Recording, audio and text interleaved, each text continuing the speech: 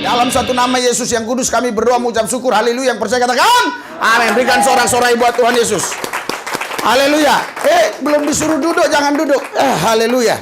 Kecuali memang yang nggak punya kaki ya. Pak Bomong tidak salah dengar. Atau yang kakinya bermasalah, nggak apa-apa duduk ya. Jadi kalau Anda belum disuruh duduk sama pendeta, tapi Anda duduk, artinya Anda sendiri yang membuat diri Anda cacat ya. Sangat kasihan ya. Bukan Tuhan, makanya semua yang Tuhan kasih baik. Tapi kitalah yang mencacatkan diri kita. Kenapa? Orang kita sehat duduk, cacat lagi kita. Haleluya. Haleluya. Bagaimana nggak kasihan? Pendeta Risuli Lubis berkali-kali dibuat jemaatnya menjadi kesal, dikarenakan jemaatnya nggak patuh. Ya, sering kita temui kelakuan jemaatnya itu, selalu mendapat teguran dengan tegas dan sedikit emosi dari Risuli Lubis, entah baik pelayanan saat indoor maupun outdoor. Hal ini juga pernah terjadi ketika Haleluya, yang percaya katakan haleluya.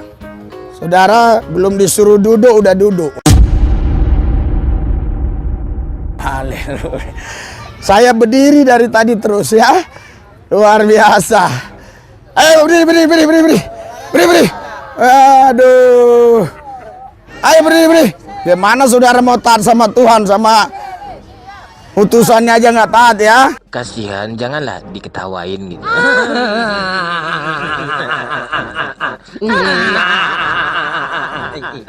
Susah juga nahan ketawa ya. Nah, saya bilang juga apa?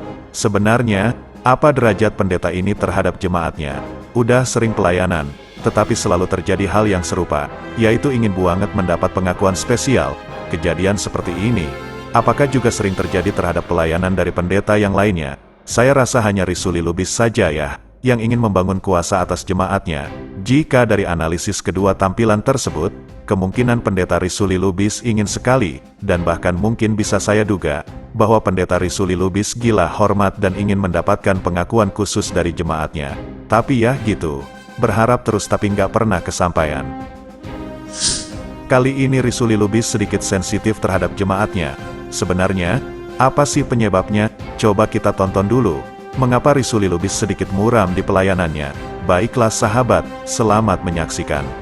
Ya, kita tampilkan dulu video ini ya, supaya kita bisa tahu situasi kondisi keadaan dalam beberapa bulan ini. Dengan ini menyatakan menolak pemberian izin, rekomendasi, dan pembangunan sarana ibadah non-muslim di wilayah Sindang Jaya. Terima kasih. Assalamualaikum warahmatullahi wabarakatuh. Sebenarnya setiap minggu minimal ada satu ya. Sebenarnya minimal seminggu ada satu. Yang Mau cari hiburan kan? Ya contohnya nonton video ini lah. seperti ini ya. Hoax terus.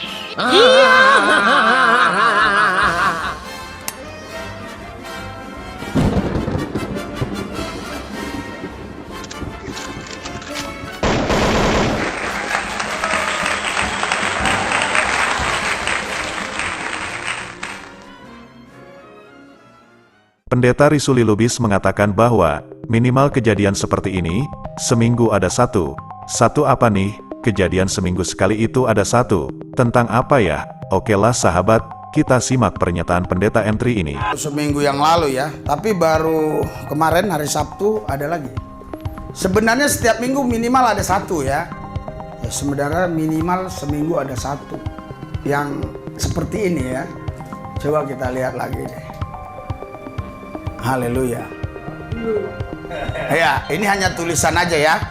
Ya. Karena memang ini hanya ada artikelnya, itu yang saya baca ya.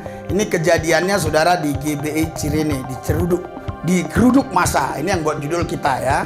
Nah, tapi memang di artikelnya juga demikian ya. Nah, ini baru kejadian Sabtu kemarin. Ternyata pendeta ini masih saja membahas tentang gereja. Pantas saja emosinya meluap, berdampak sikap sensitif, yang kemudian dilampiaskan kepada jemaatnya, seperti video yang saya tampilkan di awal tadi. Dari narasi yang dibangun terhadap artikel yang didapatkannya, entah artikel yang mana ya, saya juga nggak tahu, karena di dalam narasinya, pendeta ini nggak menampilkan atau memberitahukan sumber artikel tersebut. Nah, Saya juga nggak tahu tentang kejadian yang dibahas oleh Risuli Lubis ini benar atau tidak. Oke lah, saya lanjut saja videonya, supaya kita tahu maksud dari pendeta ini mengangkat berita tentang hal tersebut. Ya, yang sangat mengherankan saya, menurut Kapolres setempat, jadi mereka ini setelah selesai sholat subuh, mereka datang ke gereja ini. Ya, sholat subuh jam berapa kira-kira? Enggak, jam 4-an, ya, 4:30 ya. Ya berarti kira-kira ya jam-jam 5 lewat dikit gitu ya. Setahu saya di gereja itu jam 5 ada doa pagi. Saya nggak tahu apakah mereka itu memang sudah merencanakan nanti habis sholat kita ke sana ya. Nggak tahu juga ya. Kemungkinan yang lain juga bisa. Kemungkinan juga mereka lagi doa-doa dapat wahyu. Cari gereja yuk, cari gereja. Nggak tahu juga.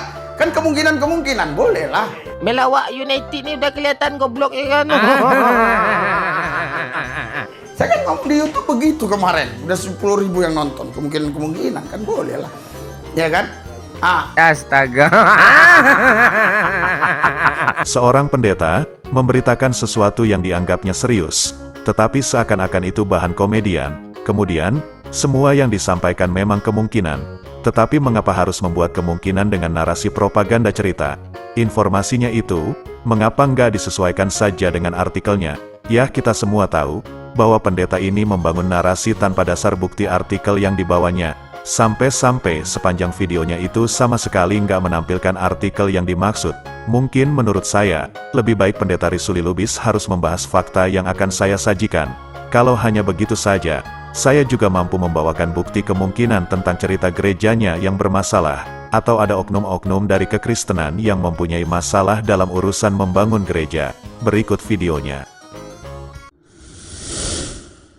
Berbeda orang ke sana dengan alasan sama orang Kristen dan orang Papua, padahal saya harus beritahu hal yang terpenting, orang Kristen dan Katolik di Papua lebih jahat daripada Islam.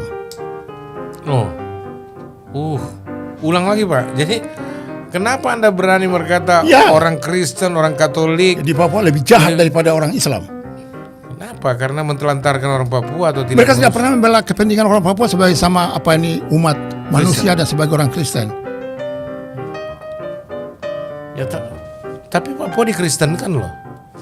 Tapi beda misionaris, maksudnya orang-orang Indonesia yang menggembalakan di sana, jadi pendeta di sana. Datang ke sana, bikin jemaat sendiri. Oke. Jadi inklusif. Oh, terus tidak ajak orang Papua lagi? Tidak sama-sama, tidak mau bersama-sama dengan orang Papua.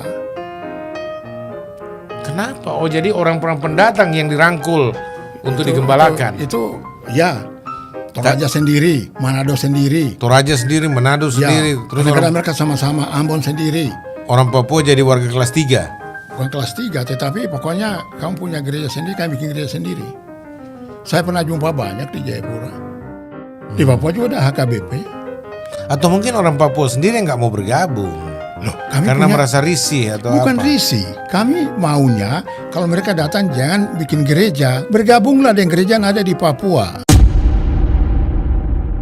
Oh begitu. Iya kan? Tapi mungkin orang Papua di gerejanya pakai bahasa Papua jadi orang. Oh tidak. Papua tidak pernah bicara bahasa lain. Tidak pakai bahasa Indonesia. Hebatnya Papua di situ. ya? Hebatnya itu apa? Dari pantai sampai gunung orang bicara bahasa Indonesia. Pastor masuk di pedalaman. Di Wamena ada sekitarnya, Pegunungan Bintang, Yahukimo, Tolikara. Orang semua bicara bahasa Indonesia dan pastor.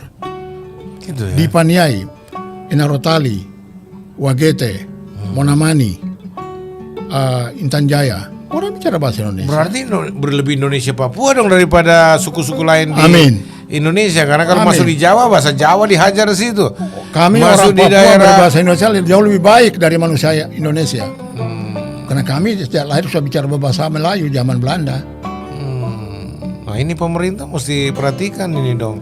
Jadi kekecewaan itu pastor itu dilampiaskan, diambil oleh orang lain dalam perjalanan sejarah tadi. OPM di Manokwari itu akhirnya dibina juga zaman Orde Baru yang namanya DOM itu. Oh, itu sudah jadi proyek dong, proyek militer jadinya. Itu jawabannya. Yang ketiga kemungkinan juga ya mereka ini takut ya kalau gereja itu dibiarkan, karena gereja ini kan punya kuasa, bisa menarik orang-orang percaya Yesus. Ya mungkin. Atau mungkin orang Papua sendiri nggak mau bergabung. Loh, kami Karena punya- merasa risih atau Bukan apa? risih, kami maunya kalau mereka datang jangan bikin gereja, bergabunglah dengan gereja yang ada di Papua. Baiklah sahabat, saya cukupkan videonya sampai di sini.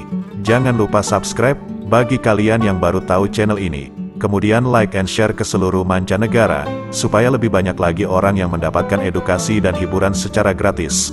Nggak lupa saya ucapkan terima kasih kepada kalian yang masih stay dan mendukung kami dalam membendung para oknum, yang suka sekali mencampur adukan antara kebenaran dengan yang batil.